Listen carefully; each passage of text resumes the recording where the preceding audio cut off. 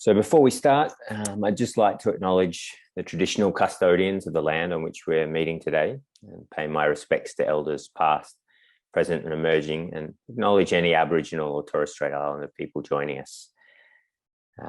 My name's Ben Smith and I'm the Co-Deputy Director of the Centre for Oncology Education and Research Translation, or CONCET. I'll be moderating today's webinar, which is brought to you by the Cancer Implementation Science and Sydney Health Partners Implementation Science Communities of Practice. Just letting you know that unfortunately this is going to be the Cancer Implementation Sciences last webinar, but resources including the webinar recordings will remain available on the website for the time being. And just wanted to let you know that there's other fantastic implementation science groups out there, including the Sydney Health Partners Implementation Science Community Practice, who we're co-hosting this webinar with today. And please stick around till the end and, to learn more from Dr. Nicole Rankin, who's the Sydney Health Partners Director of Implementation Science. So this is just a quick overview of the program today. Got Assistant Professor Prof Powell providing an overview of this area, and then a case study from Dr. Natasha Roberts. It's a researcher from up in Queensland. I'll introduce both these people more fully in a second, and a bit of time for questions between presentations and a more general Q&A at the end. So if you have any questions, please ensure that you add them to the using the Q&A function of Zoom rather than the chat. That just makes it a little bit easier for us to keep track of the questions and make sure that they're all addressed. Participants are muted for this webinar, so I'll read out those questions during the Q&A time. So that's, yeah, as mentioned, this is the function that we're hoping everyone will use to ask those questions, and please just type those in as you think of them while the presenters are presenting. We'll get to them at the end of each presentation and the end of the webinar generally. So now I'd like to introduce our two speakers for today. Our first speaker is Prof Powell, who's an assistant professor at the Brown School and School of Medicine at Washington University in St. Louis, where he serves as co-director of the Centre for Mental Health Services Research. And his research is focused on efforts to improve the quality of mental and behavioural health by identifying barriers and facilitators to implementing evidence-based practices, designing, tailoring and assessing the effectiveness of implementation strategies, and advancing implementation research methods. Byron is president of the Society for Implementation Science Research Collaboration, and he's on the editorial boards of Implementation Science and Implementation Research and Practice.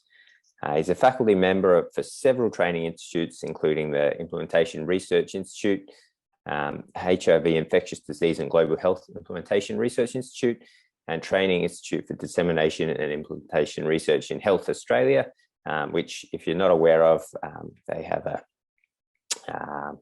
program that you can apply for with applications due in a couple of days. So get those in if you haven't heard of it. So I'll now hand over to Byron, and I'll introduce Natasha when it's her turn to speak. So thanks so much, Byron. It's a pleasure to have you here, and I look forward to your presentation.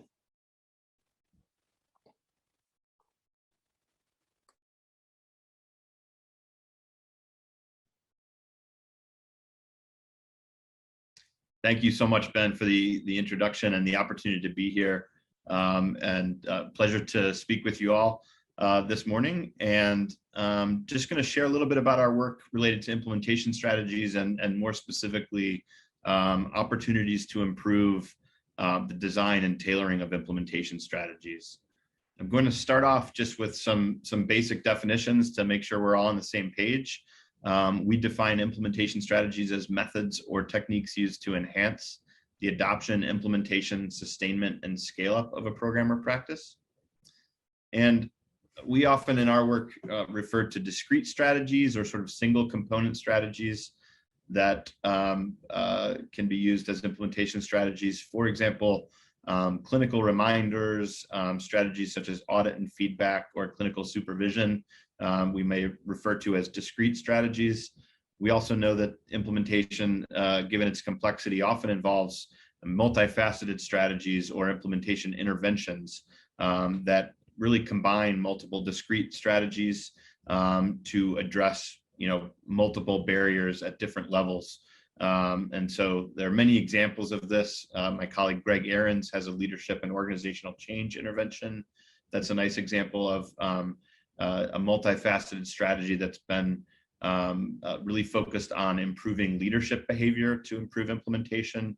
Other examples include, learning collaborative models such as the IHI learning collaborative model. And there are a myriad of other examples that we can talk about moving forward. This is a very simple slide I just used to say that we obviously hope that our implementation strategies are well matched to the types of barriers or enablers, or we might say implementation determinants.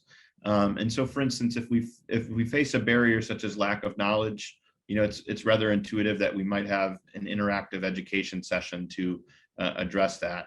If there's a perception reality mismatch, so for instance, if clinicians say we're already delivering evidence-based practices, it may be that an implementation strategy such as audit and feedback, where we administer fidelity measures and feed that back to them in comparison to their peers, may be an effective implementation strategy.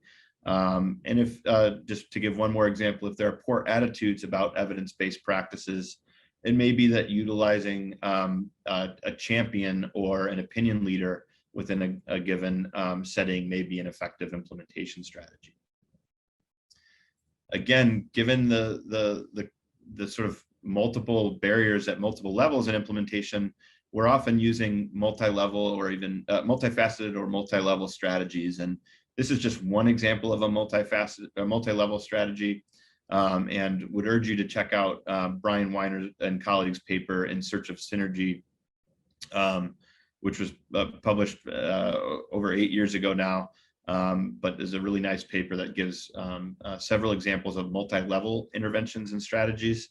In this case, we might see something like an online training, which is at the clinician level, a learning collaborative that really gets organizations together and in order to facilitate training and cross-organizational learning. So really addressing the organizational level. And then in this case, something like an enhanced rate for an evidence-based practice. So at least in the US, advocating for higher reimbursement rates for certain evidence-based practices could be seen as a policy level intervention, all of which hopefully would improve clinician motivation and ultimately the adoption of an evidence-based practice, and hence hopefully improve clinical and population health outcomes.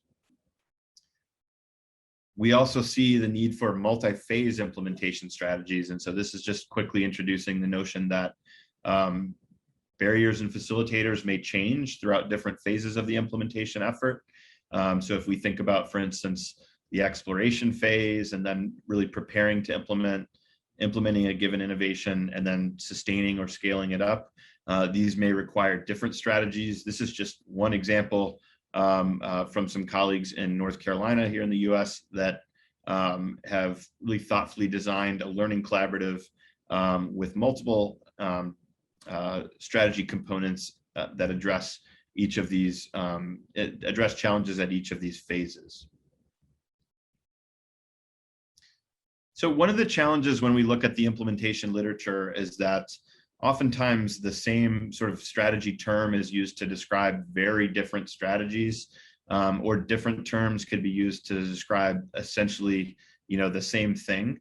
And the language is very inconsistent across the literature. And so we've done some work to consolidate and categorize implementation strategies. This is a paper we published in 2012 in Medical Care Research and Review, where we identified 68 discrete implementation strategies and categorized them in these 6 broad categories. So planning, educating, financing, restructuring, and attending to the policy context. And this was really just to develop a common language for implementation strategies and sort of address some of these language issues in a field and in a literature that's been deemed a Tower of Babel. We also had an opportunity to extend this taxonomy of implementation strategies through something called the Expert Recommendations for Implementing Change study. This was in collaboration with colleagues from the U.S. Department of Veterans Affairs, where we developed a refined compilation of 73 discrete strategies and then empirically identified different categories of implementation strategies using a concept mapping study. And I often point people to, sometimes in the journal Implementation Science, a lot of the really valuable material is sort of hidden in additional files. And so I often point people to additional file 6 of this paper on the left if you're sort of curious to learn more about these strategies and how we've defined and described them. We certainly hope that this compilation, this taxonomy of strategies, could be useful to folks in terms of identifying building blocks of multi-level, multifaceted strategies, whether that's in research or, so if you're developing, for instance, strategy conditions for an implementation trial, or whether it's in practice and policy and you're looking for potential strategies that may be useful to identify some of the challenges that to address some of the challenges that you're facing. We also hope that it promotes a common language for implementation strategies and improves reporting, which is something I'll address later on in this presentation. And similarly, we hope that it improves tracking of strategy use and fidelity to implementation strategies, which is also something that we can talk about later. This has been picked up, at least in the US, by a number of federal institutes, which we've been pleased by. And I don't have a lot of these slides included, but a number of colleagues have extended this work into a variety of different spaces, and there's a lot of work ongoing, for instance, to see how do these strategies apply in low and middle income countries, how do they apply to things like dissemination or de-implementation or sustainment specifically, and so there are a lot of other projects that sort of extend that work, I think, in really helpful ways. Also, just wanted to quickly acknowledge before moving on that there's a growing evidence base for implementation strategies, and just point you to some of what I think are great sources for that. And so one that probably many of you are already aware of is the Cochrane Effective Practice and Organization of Care Group, which produces a number of systematic reviews and meta-analyses related to implementation strategies, and is often sort of a first place for me to look as I'm trying to assess evidence for different strategies. And it's similar to that, the Health Systems Evidence Platform, which is this screenshot to your right, is a great website where you can actually search for specific implementation strategies, and it will link you to systematic reviews and meta-analyses that have been graded for quality. So it's often another great first stop for more information on implementation strategies and the evidence. So there are a number of potential pitfalls as we think about how do we actually design effective implementation strategies, and how do we do this in research, and how does this often happen in practice and policy. And if this were a bit more interactive, I would ask you sort of, how have you chosen or designed implementation strategies in your own setting? And when I do this, I often get some version of these 4 answers, but one is sort of the train and pray approach, in which we send people to trainings and we pray that their behavior changes, but usually training and educational approaches are necessary but insufficient to improve implementation and clinical outcomes. Another approach that perhaps is too common is what we might deem the kitchen sink approach, in which we really kind of assume that more is better. We throw intensive implementation strategies together in the hopes that they will be effective, but actually the literature suggests that complex, multifaceted strategies are not always more effective than single component or simpler implementation strategies. And one of the reasons for this may be that, in fact, implementation strategies may address, it may be multifaceted, but may simply sort of address one level. So they may address, for instance, provider level, but not necessarily address issues at the organization or the system or the client levels. that may actually be heavily influencing implementation. Of course, another potential reason for this is that we actually haven't designed our multifaceted strategies as systematically or thoughtfully, and thus they may not be addressing really the most pertinent barriers or enablers to change. Another thing, another sort of potential pitfall, which is arguable, but we might suggest that too often we use one-size-fits-all approaches that are not necessarily tailored to specific systems or organizations or individuals. And so there's certainly work in the field to move us towards more tailored and adaptive approaches to implementation. And then finally, this is from Martin Eccles, who was one of the original editors of Implementation Science, who said, we often use the Islagiat approach, or it seemed like a good idea at the time, right? And I think this is, in many organizations and systems, an all too common approach. We might sort of say, we've always done things this way, so there may be sort of a certain inertia to our decision-making and implementation strategies, or we may just be limited by the existing evidence base for implementation strategies. And so certainly admit here that the field is rapidly developing and there's a lot that we don't know about how to implement effectively. All of those potential pitfalls yield this sort of phenomenon in which, as Michel Venting and Richard Grohl have suggested, there's often little association between the types of problems that we see and the approach taken to address them. So they also note that organizational and system-related problems tend to be ignored even when they're identified, favoring individual educational and psychological approaches. And so there's a lot that we need to do to improve the design, specification of implementation strategies and the reporting of implementation strategies. And in this paper in Frontiers in Public Health, we outline 5 different priorities to improve research on implementation strategies.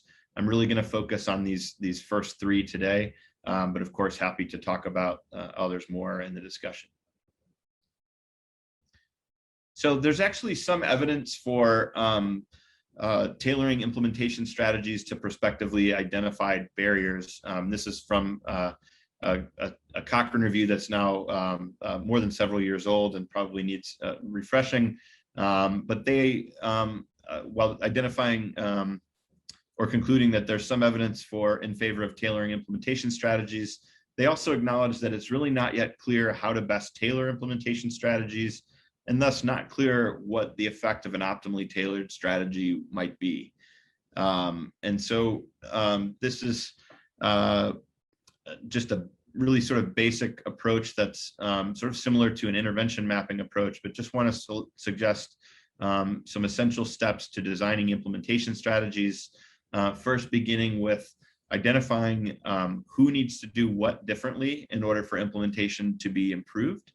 And that's often, a first step in terms of identifying stakeholders, what they need to change in order to improve implementation and sustainment. And then step 2, using informal or formal theory or frameworks to identify barriers and enablers that need to be resolved, and really something that I'll emphasize later on, articulating a pathway of change for those strategies. And a variety of methods can be used here, and again, happy to talk about this more in the discussion. And then step 3, selecting our implementation strategies, behavior change techniques, or interventions that might be effective, relevant, acceptable, and feasible to address these barriers and enablers. And then deciding, of course, how we will measure implementation success and identifying measures that will hopefully confirm the hypothesized causal pathways that we specify. We've done some work to suggest potential methods for designing and tailoring implementation strategies. And this is a paper we published in 2017 where we identify intervention mapping, concept mapping, conjoint analysis, and group model building as potential methods, and don't have a ton of time to talk about the merits of those, but would point you to that paper if that's of interest.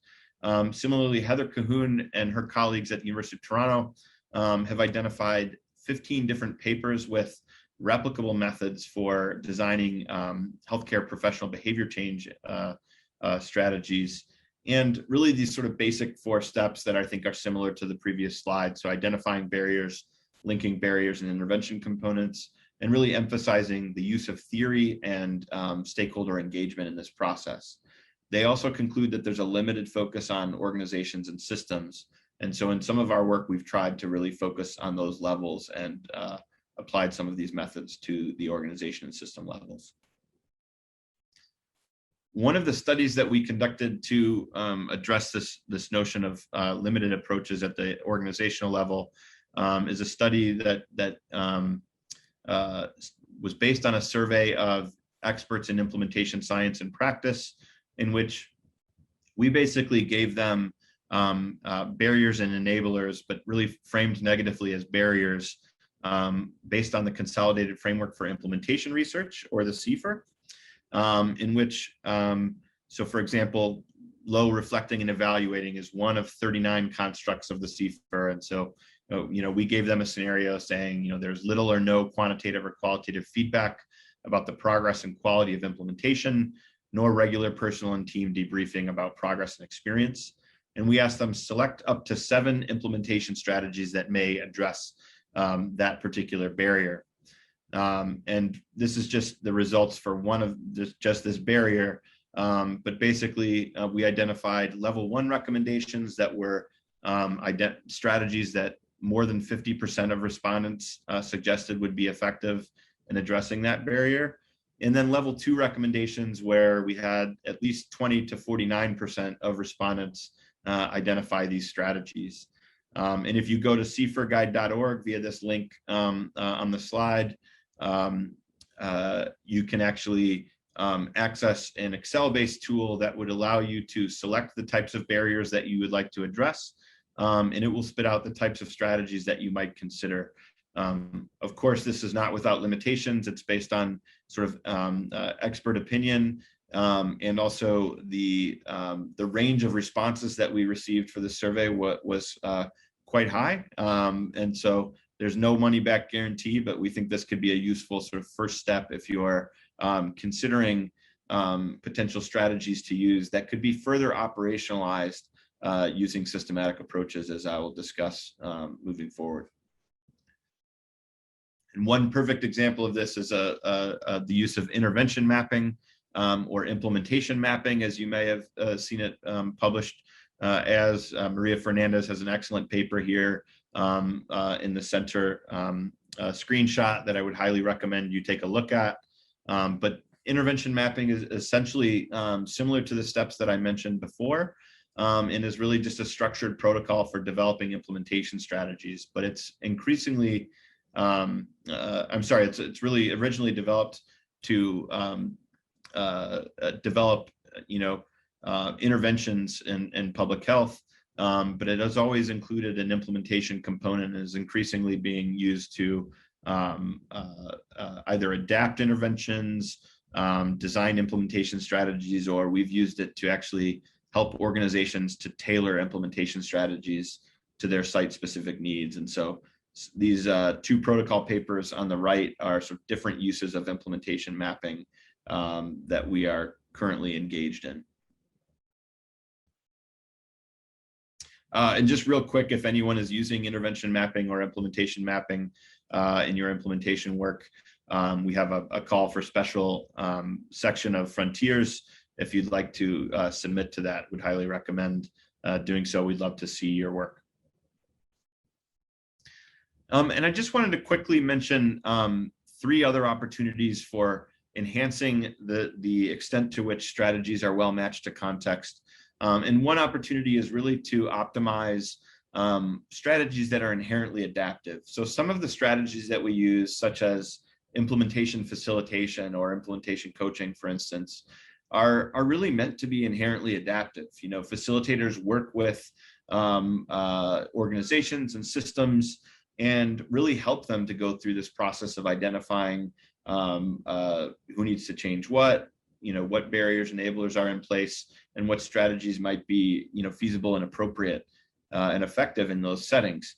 The problem is that strategies like facilitation are often seen as a black box. And so we need to know more about, what makes effective facilitators, how does facilitation work, how can we integrate more systematic approaches within those sort of broad adaptive strategies, and so on and so forth. So I think there are a number of opportunities in implementation science for us to do that. Another potential approach to improving the fit between the strategies we use and the context that we're working in is really by developing adaptive strategies. And so one approach to that is the use of sequential multiple assignment randomized trials, or SMART designs, to develop adaptive implementation strategies. So this is a version of a factorial trial in which we might actually start by providing less intensive implementation strategies. And then if organizations or individuals or systems do not respond, we may then provide them with more intensive strategies moving forward, and in the spirit of developing adaptive strategies, which might be helpful in terms of conserving resources and also just really matching sites with the types of support that they actually need.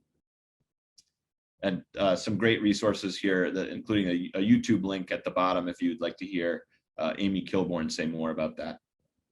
And then finally, I think there's an opportunity potentially to move towards a more common elements approach, which is certainly something that we've seen in children's mental health at the intervention side, and in other areas like HIV, where we actually identify, if we look across implementation trials and we look across effective implementation approaches, what are the common elements that make them effective, if we sort of kind of cull across those trials. And so Thomas Engel has written about this, and I think there's a lot of promise here. I'd like to see more movement towards that, so that we could actually use components of implementation strategies in a more sort of modular or adaptive fashion again. And then just quickly, I know I'm probably short on time, but a big priority in the field right now is really trying to move towards not just understanding whether or not a strategy works, but really understanding how and why these strategies work, or looking at the mechanisms of change. And this really requires us to have a solid logic model for the implementation strategies that we're using, or as is depicted here, something like a causal pathway diagram that really specifies not only the implementation strategy, but the mechanism through which it works, a consideration of potential moderators or preconditions that may influence its use, and so on and so forth. And we've published a few examples of this in a paper led by Kara Lewis in Frontiers in Public Health a few years ago. Just to give some concrete examples of this, again, to use a strategy such as education that might be addressing a determinant such as provider knowledge deficit, that type of strategy may work through awareness building and knowledge acquisition to hopefully improve implementation outcomes like feasibility, acceptability, appropriateness, and adoption. If turnover is a major problem in your setting, which it certainly is in many of the areas that I work, using maybe a train the trainer approach, may work through the mechanism of continuous on-site expertise, which is available for consultation, and ultimately promote sustainment. This is just one example of a study that looked at a specific mechanism for learning collaboratives, which is, do learning collaboratives actually change the social networks of participants in a way that promotes implementation? And what you see here from time 1 on the left to time 2 on the right is that this network overall became more centralized and dense around the trainers in a given learning collaborative, and really strengthened and centralized the flow of technical information and support for implementing a specific EBP from faculty experts to participants. And so it did, in fact, change the network. And that's one example of sort of a mechanistic study that I might suggest. 5 minutes ago, Byron. Perfect. So this is just real quick, some additional resources. You'll have these slides. And in particular, I would recommend, this is through Northwestern University, there's a series that Aaron Line and I convened around mechanisms of implementation strategies, and the presenters here listed on the right gave excellent sort of presentations on multi-level mechanisms, and so would encourage you to take a look if you're interested in this component. And then the final thing that I'm going to talk about today is really this need for improved tracking, specification and reporting of implementation strategies. And this is the notion that often people do not necessarily report strategies in detail. It's difficult to know what they did, why they did it, and thus it really that poor reporting really limits replication in both science and practice, and it precludes answers to how and why strategies work, or questions about the mechanisms of implementation strategies, as I was previously mentioning. And this is just one example of this from a systematic review, but I promise you, if you've looked at many of these reviews, this is I think a common sort of gripe in systematic reviews, is that in this case, a review of quality improvement collaboratives or learning collaboratives found that reporting on specific components of the collaboratives was imprecise, rendering it impossible to link active quality improvement collaborative ingredients to improved care. And so we need to do a much better job of tracking and reporting implementation strategies in detail. There are a number of studies that have really tried to improve our methods for tracking implementation strategies. And this is based on the notion that even if you specify an implementation strategy at the outset of an implementation effort, you may actually modify it over time, and there may be other additional strategies.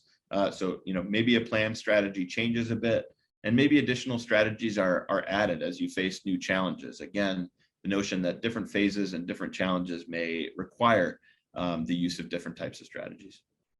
And this is a paper that's forthcoming here from Amber Haley, where she urges folks to really document and track strategies by describing plan strategies, tracking any strategy use. So are those strategies used as intended?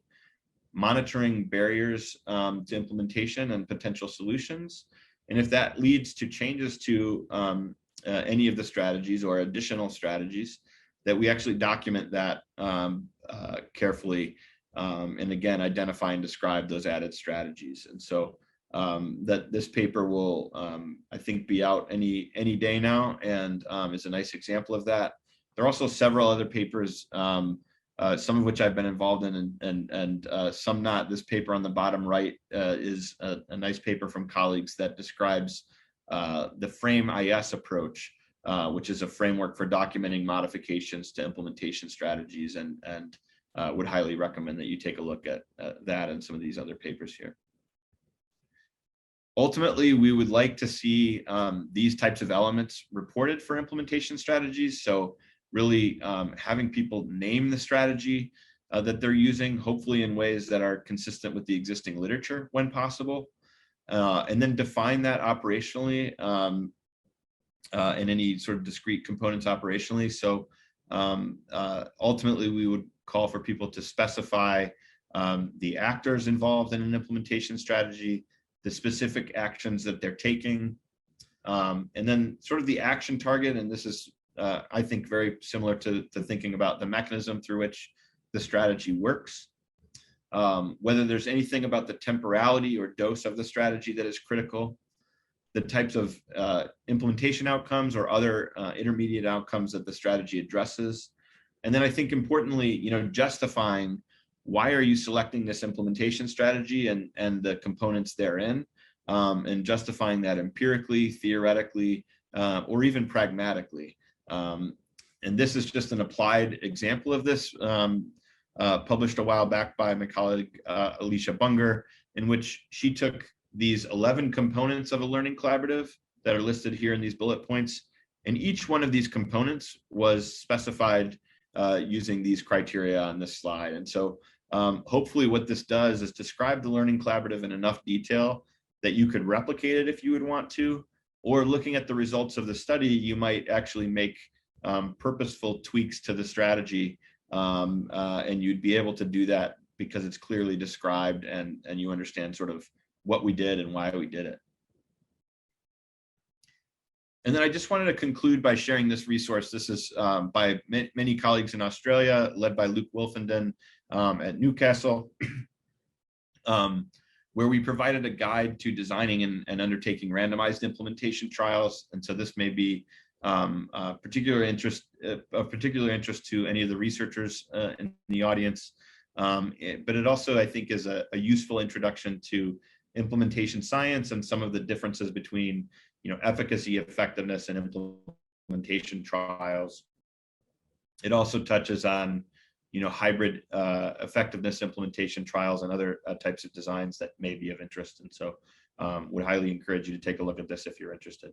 Happy to take questions now or towards the end of our session today, and also happy to connect if you have questions offline. Feel free to email me. But thank you again, Ben, and to this network for the opportunity to present, and I look forward to the discussion. Great, thanks so much, Byron, for a really wonderful overview of this area. I think there are a few people who are both impressed and a little bit overwhelmed by how much there is to know based on the comments and questions that have come through so far. I'm going to try and I guess get to the more pressing ones. There's a few comments in that Q&A bit, but I guess one question that's kind of touched on here is if you're adapting your strategies, Byron, how do you determine, I guess, which components or which version of the implementation strategies are effective at the end of the trial? Yeah. So I think this is a common question, sort of not only when you're adapting, or also just since we use so many multifaceted or multi-level strategies, sort of how do you kind of determine which components are most effective? And the first part of that answer to me is partly, sometimes again we're actually the strategy that we're testing might be something like facilitation, where actually the strategies are going to look different in different sites based upon the facilitation, right? And so some are sort of designed already to be adaptive, and we might not necessarily know, which components using a design that's testing sort of facilitation versus another standard strategy. We might not know, which components of the implementation strategies really drive an effect in a given setting. I think if we are looking to sort of disentangle multi-level or multifaceted strategies and understand which components are effective, one sort of semi-punt answer, but I think a fairly decent answer is to use mixed methods. So, especially relying on qualitative and mixed methods to understand, what are people's perceptions of what actually was really helpful, what was not so helpful, what was really, how were those strategies working to improve implementation and clinical outcomes. Another answer is sort of the design piece that I was introducing in terms of factorial designs, or like sequential multiple assignment randomized trials, or other versions of factorial designs where we're actually comparing, different components, implementation strategy components to one another, hopefully in a way that will determine, which components are sort of necessary and sufficient to do that. There are also other, as I say that, and then I'll shut up here, but there's also another approach that's emerging called coincidence analysis, or configurational comparative designs that use really a more qualitative approach somewhat, but also quantitative approach to understand which combinations of implementation strategies are necessary and sufficient to drive a given outcome. And so one example of that is a paper led by Yakovchenko in medical care, which I'm happy to put in the chat later. Great. All right. So, I mean, it doesn't sound like there's a simple answer to that question, but lots of different approaches that you can take to try and, I guess, disentangle the effects of various strategies, and especially when there's multiple components. And another question that's come through is, so how do you, is it always necessary to do kind of a barrier type analysis prior to designing your implementation strategies, or can you infer what might be needed from kind of previous literature in other contexts? Yeah, that's a great question. I think too often we assume that we need to do sort of primary data collection in every situation. Increasingly, I think we're seeing systematic reviews in the literature, even of for instance, barriers and facilitators in specific areas. So that's certainly something that I've done in my work, is sort of start at that point and see, what does the literature say about, in this case, it was implementing trauma-focused interventions for children and youth. And so you could glean a lot from the literature, I think.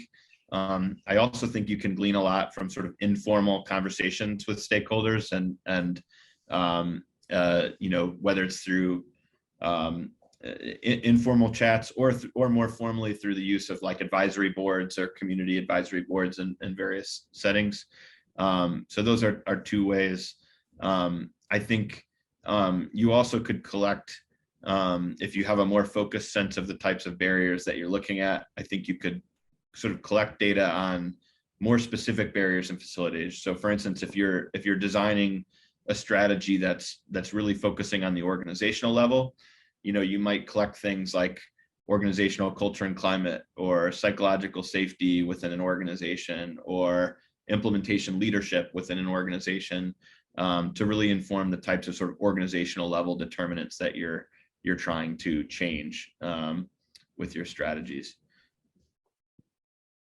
Great. Just flicking through the questions here as well. A lot of people just saying what a wonderful presentation this was, and also one comment from Robin Milden, who's noted that Byron also presented at the Evidence and Implementation Summit this year, and you can get so if you want to learn more about this kind of thing, you can access those talks through the website at a small cost recovery cost. And thank you to Robin for the commercial. And just if I can quickly say, some of the implementation mapping work is actually what was presented there as well. So if you want sort of more on a specific approach to selecting and tailoring implementation strategies, and sort of responses to that, that's there. So thank you, Robin. Okay. And can you tell us a little bit more, Byron, about what sort of how you decide whether a strategy, an initial strategy that you might have developed, needs to be changed? Are there specific kind of criteria that you apply, or is it just a more of a qualitative kind of decision that you make? Yeah, I'm not completely sure how to answer that, Ben. I think a couple of things is one is just through stakeholder engagement at the outset of a study, thinking about who are the people involved in making this change, and who is this strategy going to ultimately impact. And if there are obvious points where their consultation on the strategy would be valuable, I think that's the first thing. The second thing is acknowledging again that we may not know what we don't know at the outset of an implementation effort. So my guess is that things are a lot more adaptive and move around a lot, much more than we acknowledge in our research studies. And so that's why some of the stuff that I emphasized later on in the presentation about sort of tracking implementation strategies and monitoring their changes over time, I think that's why that's important. Now, one of the PARiHS that I mentioned on one slide, and sort of and the original frame, these are approaches to looking at different sort of aspects of adapting interventions and implementation strategies. And I think those could be used as sort of like a almost a decision tool to say, okay, do we need to change anything about who is delivering this intervention or strategy, or do we need to change anything about the context, or so on and so forth. And so those types of systematic frameworks that really kind of cover the waterfront on adaptations and modifications may be helpful to look at, just to consider what various changes might be made. Sure. So another question that's come up that I had also thought of is, when you are, for strategies where they're likely to change or evolve over time, how do you approach writing these up in the study protocol or even grant application, so it doesn't seem like you're just creating this open slather where you can just do what you want, basically? Yeah. So that's a great question, and so one way to sort of avoid the trust us, we're scientists, or hey, we're gonna develop the strategy, we don't know what it's gonna look like kind of thing. Some of these approaches that are based on intervention mapping or other systematic approaches, I think the approach I've taken is, can we describe the process by which we're going to develop those implementation strategies in great detail? So even though in the grant proposal, for instance, you may not have the strategy completely spelled out, you at least you give the reviewers confidence that the process is in place to develop a solid strategy. And then I would couple that with an example or two of how you think it might actually play out.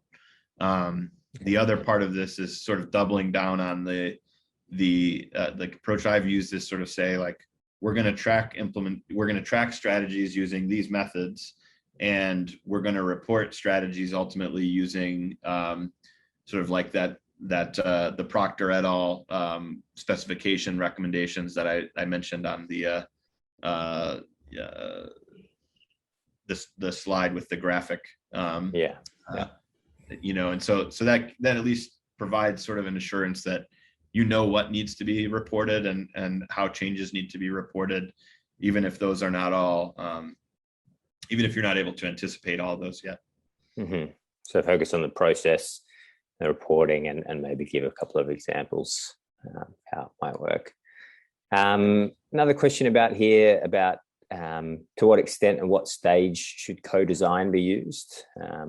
What's your experience of the engagement and understanding of healthcare professionals in operationalizing strategies, and what do you need to do to get things done quickly in a health system versus what is normally quite a careful and slow process? Yeah, to be honest, I think that some of this is an empirical question that when and how, and should stakeholders be involved? And I think that to some degree, maybe this is ignorant on my point, but sometimes I get the sense that sort of more stakeholder involvement is always sort of called for, but not necessarily much nuance about when and where and how different stakeholders should be engaged. And so I do think some of that is ripe for further exploration in our work. I think we've done it differently in different studies I've been involved in. So some have involved stakeholder engagement throughout the process. So the presentation that Robin referred to, for instance, really involved working with organizational leaders and clinicians to actually design their own strategy. And that was part of the really the intervention. It was very sort of process oriented and very much not a top-down process, but really a partnered process, collaborating with organizations. And so I'm in favor of those types of approaches, but I think that the idea of it does take more time and more effort. And so the idea of, should we be, developing a more one-size-fits-all approach and then sort of tweaking around the edges, versus do we need deep engagement at different, sites or systems or organizations? I think that sort of remains to be seen empirically. Right. So again, it sounds like there's room for further exploration, but not a simple answer, which is a common theme in this kind of work, I think. But I think there's a couple more questions that we haven't had time to get to, but We will hopefully get back to those at the end of the webinar, when we'll have a bit more of a general Q&A. But I just wanted to thank Byron for what was a fantastic presentation. And now we'll move on to Dr. Natasha Roberts' presentation, who's a prostate cancer specialist nurse with 10 years experience in oncology clinical research. And her PhD investigated the use of an implementation science framework to integrate symptom patient-reported outcomes measures into routine oncology outpatient care. Natasha is a Metro North Clinician Research Fellow, leading research projects in prostate cancer care and health services using implementation science methodologies. So Natasha, if you want to share your slides now, I'll hand over to you. Thanks, Ben. How does that look? That's great. Thanks. Thank you very much for inviting me to present today. I have to say, I'm going to have to restrain myself. My mind is racing after Byron's presentation. It was really interesting, and it added a whole new layer of insight into the work that I did for my PhD.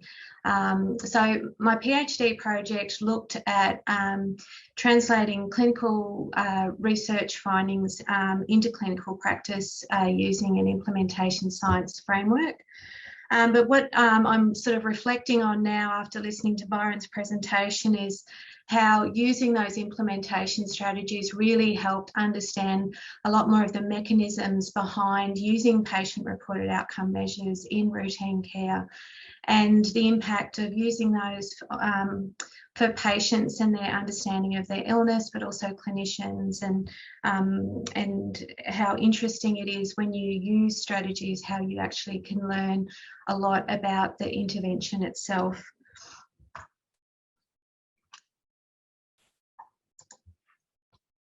Okay, so just as a little bit of a background, clinical research, probably about 6 months after I'd started my PhD, a couple of international studies presented results that demonstrated that by using routine symptom reporting, patient-reported outcome measures in oncology care, there were significant benefits for both patient morbidity and mortality. And there became quite a lot of interest in trying to get these to be used in our everyday clinical practice, but it became very apparent that implementation was quite challenging, and what seemed to be a very simple thing of getting a patient to fill out a PROM and clinicians using it, what seemed simple was very complex, and that was probably reflecting more so on the complexity of our health systems and our clinical care services. So some systematic reviews sort of have highlighted this, that it's really about the context that can really make a significant difference to implementation of PROMs. And for many years it was assumed that it was a lack of clinician engagement, but it was more the impact of the context on all of that. So the aim of this work was to investigate the implementation of a symptom PROM into oncology outpatients clinics, and it really aimed to look at those acceptability metrics by engaging patients, doctors, nurses and allied health professionals, but also look at the fidelity of the intervention, and from my initial scoping review and systematic review, it was identified that it was implementation factors were directly factors within the context, within the intervention, and within those people using the PROM were actually impacting on how it was being used and then there was that sort of idea of fidelity, that it was designed to be used in one way, but it was being actually used in a completely different way, and that in turn was affecting outcomes. So that's why there was discrepancies in the outcomes of using patient-reported outcome measures. Obviously, there was that really strong evidence base, and that in itself helped sort of inform the strategy for implementation. So I guess there was a multi-phase approach, drawing on what Byron was talking about, where we looked at the literature, we planned the implementation through a pre-implementation phase, and then we moved to an implementation phase to test that. There was this strong evidence base about the innovation itself, about using the PROMs, and it really came down to how could we make it fit into our clinical setting.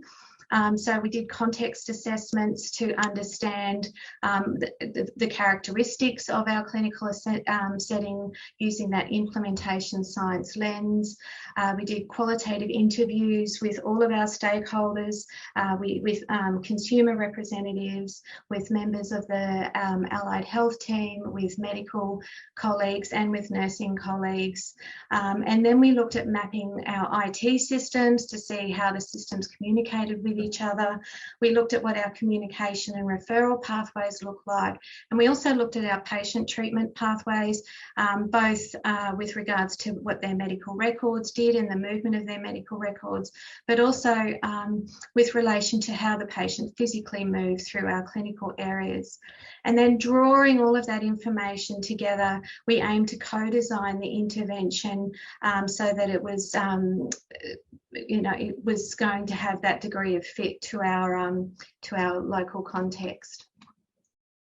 And so what did we see as the core components of that co-design? Well, basically, we just wanted patients to complete the PROM, and we wanted clinicians to acknowledge the PROM when the patients were sitting in front of them during the consultation. And so what that ended up looking like was a touchscreen computer sitting in our patient waiting area for patients to complete their symptom PROM, and for those reports to be made available for the clinicians that were interacting with that patient during that episode of care. And so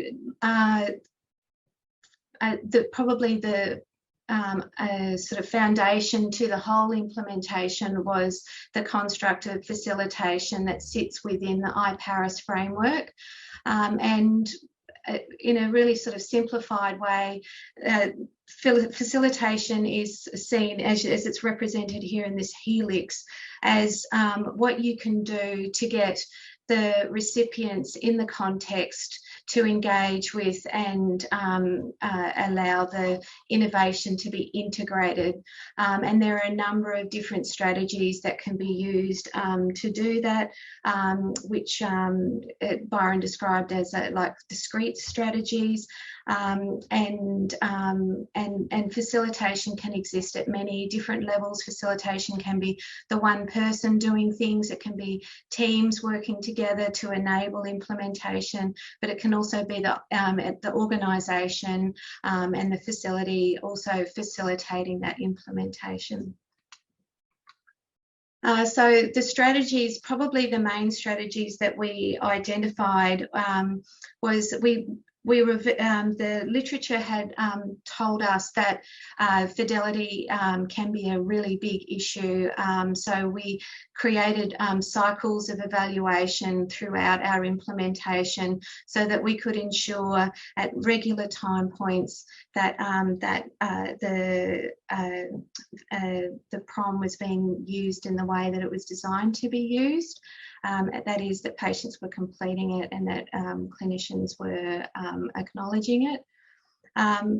Another thing that was identified very, very strongly in our qualitative interviews, but also in the literature, but this was a very, very big part of the qualitative interviews, was that the clinicians are very busy.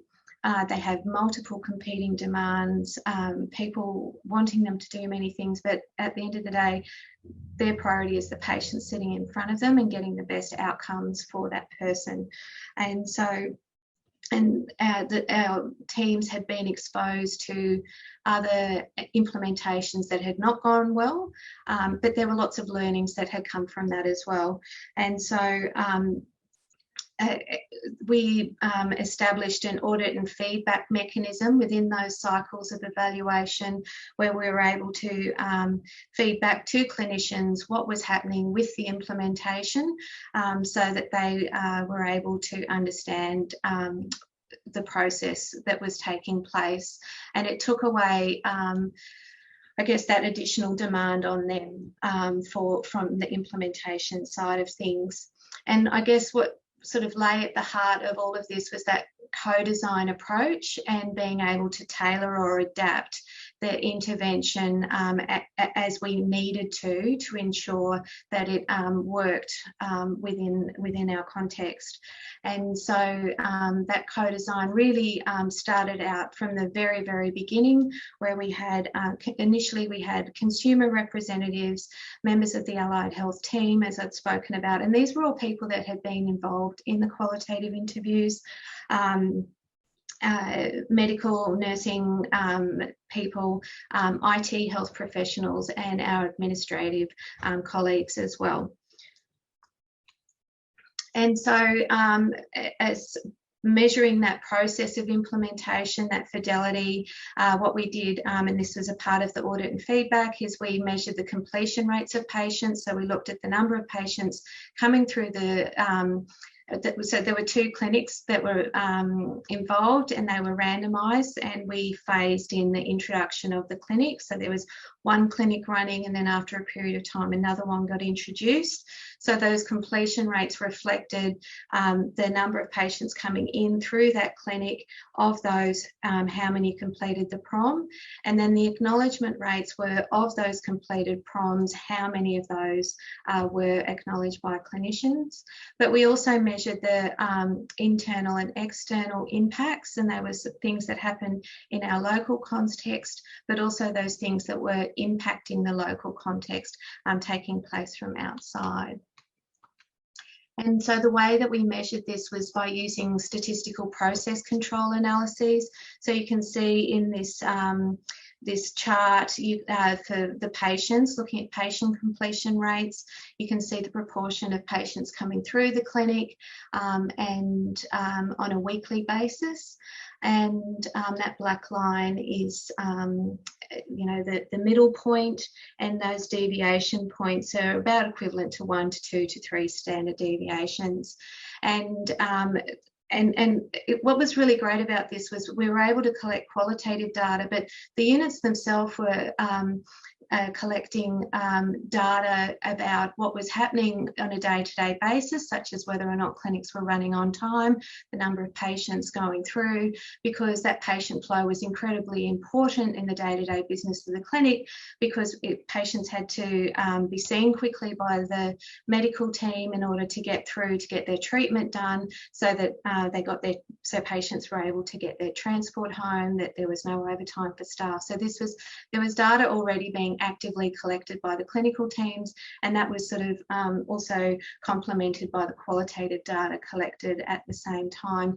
So what was interesting about this was there was the normal fluctuations taking place, but if you can see at PDSA 4, that was when that new clinic, that second randomised clinic was introduced, and there was patients started arriving at the same time, and there was a big massive lineup of people waiting to complete their prom. Some people just peeled away, and so we introduced another touchscreen computer to mitigate that. As you can see, that big dip, this is more of a external impact. There was a cake stall on. We had a fundraising event for bowel cancer awareness, and the cakes, so patients, instead of heading towards the touchscreen computer, went straight towards their most amazing cakes, beautifully presented, and then proceeded to get a cup of tea. So that's just there. And so these are looking at the doctors acknowledgement rates too. So what was happening at each of these PDSA time points, there was that audit and feedback mechanism happening. We were reporting back to clinicians, but what was happening through that process was we would say, okay, the clinic was running behind schedule here. People weren't acknowledging the PROMS reports in the same rates. What do you think was going on there? And they were able to say, we were able to identify that it was just really busy, they were being put to the side, people weren't getting back to them, and we were able to improve that as we went along. These clinics running behind schedule also corresponded with public holidays where we had much larger volumes of patients going in, but over time we were actually able to improve that with support of the medical teams. And also as the medical teams, they reported that as they really understood what the PROM was able to do and that they were able to experience it in the way that it was designed to be experienced, actually saw the usefulness of it. So the uptake, they became more and more engaged as time went on. Just a minute or two to go. And here we have the nurses. As you can see, there's a lot more fluctuation, and interestingly, for the medical teams, there was a lot more support around them to manage any local impacts because of that need to get patients through quickly so that they could get to their treatment. And for the nursing staff, as you can see, there was good engagement. There was those those impacts, like a large number of bookings happening, and they were causing that dip in completion rates. But the engagement went straight back up. And so I spoke to the nurses and said, was it because you were just too busy that you didn't complete those, acknowledge those PROMs? Because you seemed really engaged. And what was actually happening with those was that the nurses weren't seeing the PROMs reports at all. What was happening was because of those, and they were able to identify these through that audit and feedback process. Because there were a large number of bookings, the normal processes were being adapted, and they were doing a lot of workarounds to get patients started on their treatment early, getting them cannulated, getting them ready to go, doing their assessments. And as a result of that, the workarounds meant that the processes that we'd put in place where the PROM was being integrated into the workflows weren't being followed anymore. So the nurses actually weren't seeing the reports, and that's why there was those low acknowledgement rates. And here is a publication, if you're interested, on the process. It goes into a lot more detail about all of the different assessments through that, at each PDSA time point. And that's me, I think. I'm ready for any questions. How did I go for time, Ben? I completely lost track. A little bit over, but okay. All good. Thank you so much, Natasha. So that's hopefully provided you, everybody, with an example of, I guess, how implementation strategies were developed in response to assessment of barriers. And it was great to see a lot of the things that Byron mentioned, such as context assessment, qualitative work with stakeholders, intervention mapping and co-design being used in your project. Natasha, was there any of those particular pieces of work that you felt were most valuable in helping design your strategies and adapt them, or do you think they were kind of all essential to aid that process? I think probably the two key strategies which informed the co-design process would have been that stakeholder engagement, and certainly through the people had a lot of very clear perceptions about what would work, but what actually happened through that a statistical process control, what actually worked and what actually didn't work, was it when there was the evidence there with numbers, people went, okay, yep, I could see how that's happening, and we were able to talk it through. Does that make sense? So I guess there was the stakeholder engagement complemented with the audit and feedback. They were probably really important strategies, but the mapping, hands down, I think was the best strategy to set the implementation up and also sustain it all the way through the pilot. And I guess an example from that is the evidence had shown that using alerts for any PROMS measures that were of concern, so doing alerts to clinicians was a mechanism that would trigger a response. And we incorporated that in our mapping, but as the co-design process moved along, and we remapped at each time point, it became very apparent that those alerts were a complete nuisance to staff, and that if anything, they saw them and they deleted them because it was interrupting their workflows. And so it was really more about the integration of the PROM, more about clinicians seeing the value of it rather than having an alert interrupting their workflow. And that became very, very clear through that mapping exercise. And there were so many different maps, but it was important to see everything that was going on, I guess. It sounds like, as Byron mentioned as well, like, I mean, the intervention or implementation might change over time. It's important to map out what it might look like at different phases, which obviously you did, and were able to adjust your strategies accordingly. So another thing that's Andrew Smith's asked is, both you and Byron mentioned that facilitation, which essentially what you just described, is really important to successful implementation, but that can happen by either a team or an individual. How do you work out what facilitation should look like? Did you have an approach to, I guess, enable that from the outset? And I might get Byron to comment when we bring him back into the discussion a bit later.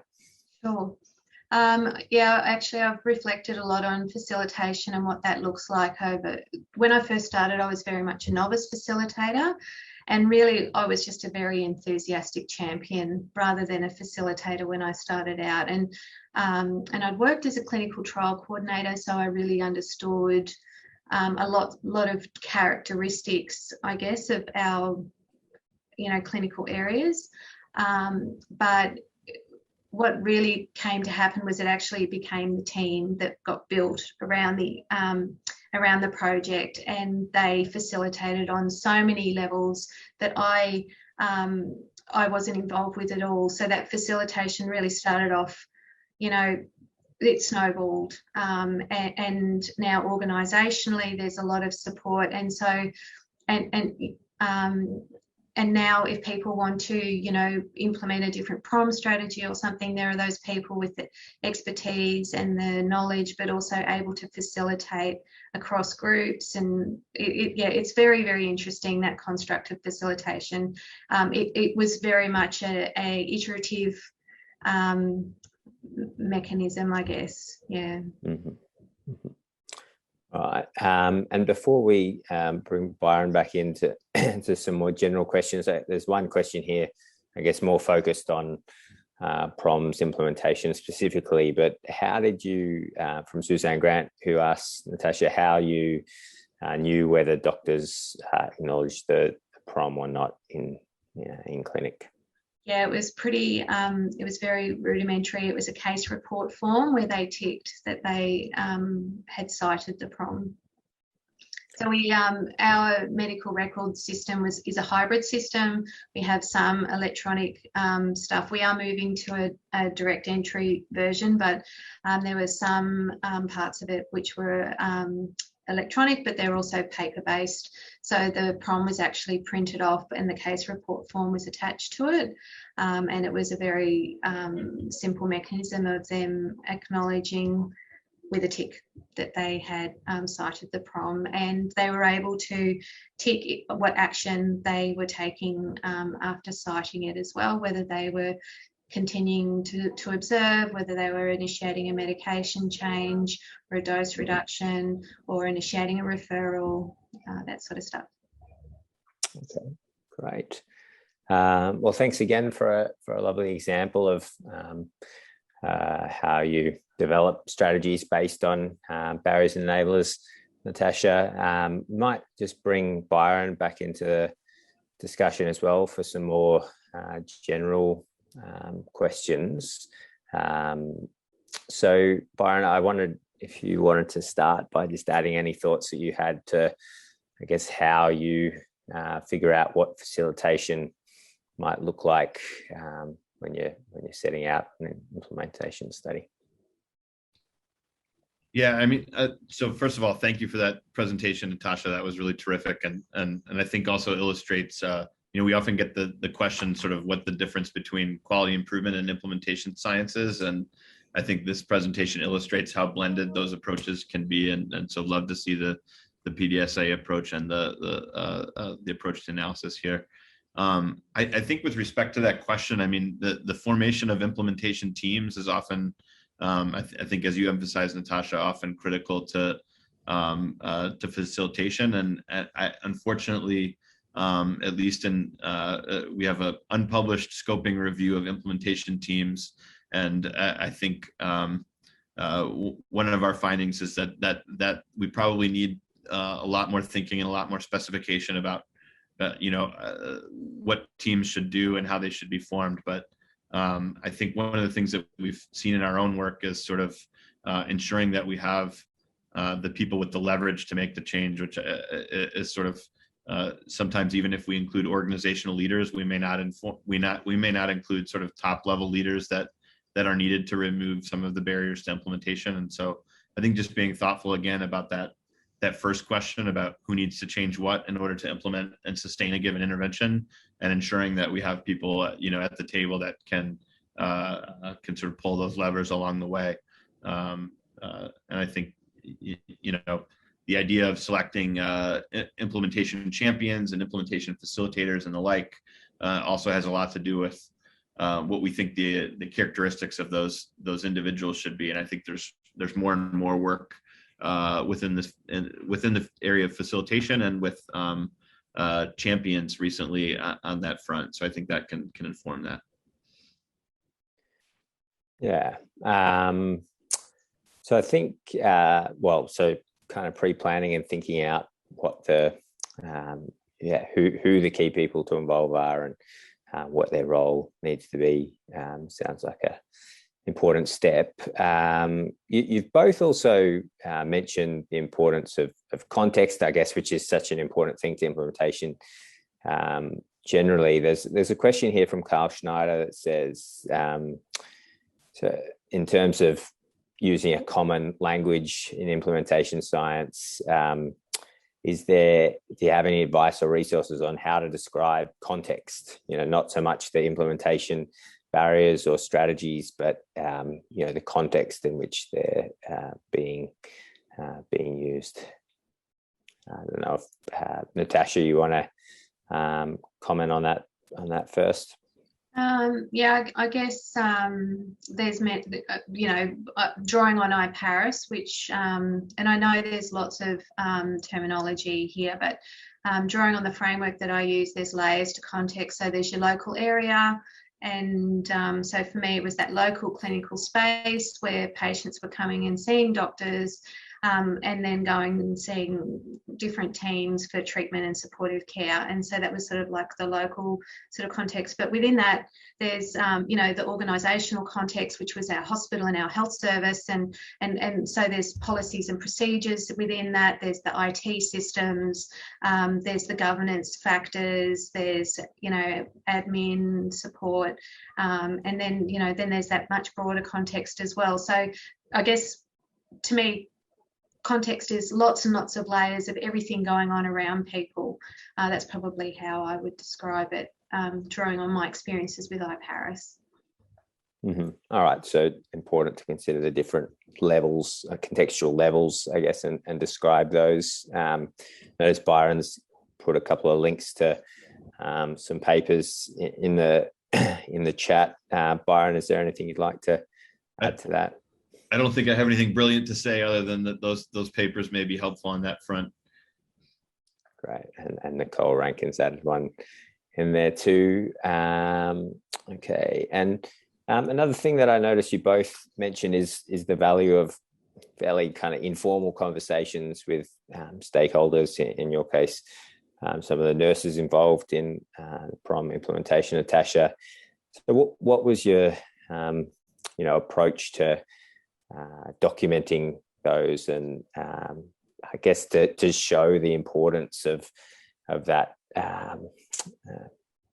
that activity to implementation, even though it's fairly informal? Natasha, did you have a? Yeah, so I probably, and it was probably more because I didn't want to miss anything. I don't know if this amount of data is necessary, and I've ended up with a pile of books about this big. I probably would have used NVivo or something with hindsight, but we certainly had our meetings with the PDSA cycles, and they were actually scheduled meetings with nurses where we were able to talk about the data. I wasn't able to, in an ideal world, it would be everyone together in the same room at the same time, and I know teams that have done this, but I wasn't able to facilitate that. So there was meeting with doctors, meetings with nurses, meetings with allied health. The nursing meetings were scheduled at regular time points. I was able to present the data and we were able to discuss it. And I had field notes that I took during those. And I also had a reflective journal, which I wrote in, where I just captured my thoughts as well. And I kept those two pieces of data separate. So there was the field notes and then there was the reflexive journal. Mm-hmm. Okay. Byron, any other thoughts on how you capture those or document those kind of fairly informal conversations that might have a significant impact on implementation? No, I mean, I think Natasha's more formal way of capturing it is ideal. I think even in some of the work that I've done, we've often, with respect to sort of stakeholder advisory panels and the like, oftentimes those have been recorded but not necessarily formally analyzed all the time. So I think the more systematic you can be, the better. But sometimes sort of pragmatic reality doesn't necessarily necessitate that level of analysis. Okay. That response does touch on another question that's come up here from Elizabeth Pearson, who says, would you consider rapid analysis of qualitative data to accelerate implementation? It sounds like perhaps sometimes that there's very limited analysis at all. But I mean, do you need to do a formal kind of analysis of that data before you make any changes to implementation strategies, for example, or is it something that can be done fairly informally? What are your thoughts about that? We'll just go to Natasha first, and seeing as that's the order we've been doing things in. Sure. I mean, I did it, but if you had a large number of clinics and a large number of staff, just drawing on what Byron said, you've got to be pragmatic about how much resource, and there's time resource and, people power resource as well. I really liked the formal structure because it gave me structure. And I worked in the unit, so for me to be objective was challenging. So, as much structure as I had was important. I think if you had an external facilitator, that would probably be a lot easier to be objective with your qualitative data. Yeah. Okay. Byron, any final thoughts on that before we? Yeah. In short, yes, I think that's a great consideration, and I'm putting one article in the chat about rapid assessment of ethnographic approach, and others have I think come up with nice ways of documenting some of these changes over time that we're talking about related to strategies, interventions, barriers and facilitators and the like. And I'm going to paste one more from Aaron Finley and colleagues who have a nice approach to that I think could be paired with a rapid analysis approach very nicely. Right. Thank you to both Byron and Natasha for two fantastic presentations. I'd just like to, thank everyone involved in today's webinar, including Stella Boo, the Implementation Science Community of Practice Coordinator, who's been fantastic at getting all these events and other community of practice activities sorted over the course of this year. As I said, sadly, this is the last of these webinars for the community of practice, but there are other groups that are going to continue, trying to aid people's learning and sharing of knowledge in this space. And I now just want to hand over to Nicole Rankin, who's the Director of Implementation Science at Sydney Health Partners, to talk about their community of practice. But before I do, just a quick reminder, there will be a brief evaluation survey sent to everybody at the conclusion of this. So if you could please complete that, that would be great to give us a bit of feedback. And so over to you, Nicole. Thanks, Ben. Terrific presentations today, and we really hope to be able to continue the webinar series through the Sydney Health Partners Implementation Science Community of Practice. For those of you who aren't familiar with our work, click on the link there or copy the website address, and you can have a look at the website we've set up for the community of practice. We do have an online resource hub, which gives you access to a whole range of information on implementation science methods, the latest articles, and we have a regular newsletter that comes out. If you don't know anything about Sydney Health Partners, the organisation, we also have a separate website for that. But in brief, just to let you know, our partners are the University of Sydney, Sydney Local Health District, Northern Sydney Local Health District, Western Sydney Local Health District, and the Sydney Children's Hospital at Westmead. Along with those groups, we work with the medical research institutes that are linked to the University of Sydney. But we're very welcoming and happy to have people from other states and territories, other parts of Sydney, join the community of practice. There's no entry fee, there's no restrictions on who can or can't be part of the community, so please do join up.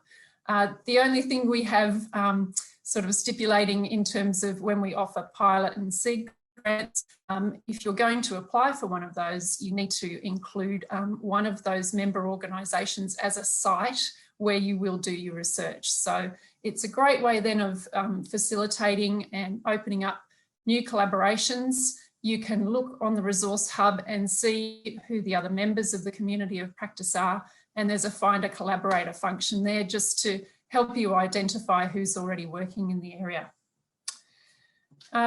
This year and next year, we've got a whole range of activities in addition to the webinar series that we've been partnering with Ben and Stella on. We'll be having a national conference at the end of October, so stay tuned for more information on that. We will have a series of pilot grants available, and at the moment we're also conducting masterclasses. So we had the first day of our masterclass series last Friday, and we'll offer that masterclass series again. If you want to get involved, please feel free to contact either myself or Tess Ungles, who is the project manager for the community of practice. And I think that's it for now. I'll hand back over to you, Ben. Great. Well, again, I don't have a lot more to say other than I'll just pass on something that Byron's noted here. I mean, the Sydney Health Partners Implementation Community Practice is obviously one local organisation that promotes this kind of work, but there are international groups as well who are very focused on implementation research. So please consider joining the Society for Implementation Research Collaboration, or SIRC, and Byron's generously offered to help you figure out whether being part of that collaborative is a good fit for you. And yeah, I'd just like to thank again everyone who's been involved in the community of practice. It's been a really enjoyable community to be part of over the last 12 months, and look forward to seeing what everyone is able to achieve as part of these new or existing groups to continue this work. So thanks all, and yeah, see you all in the future.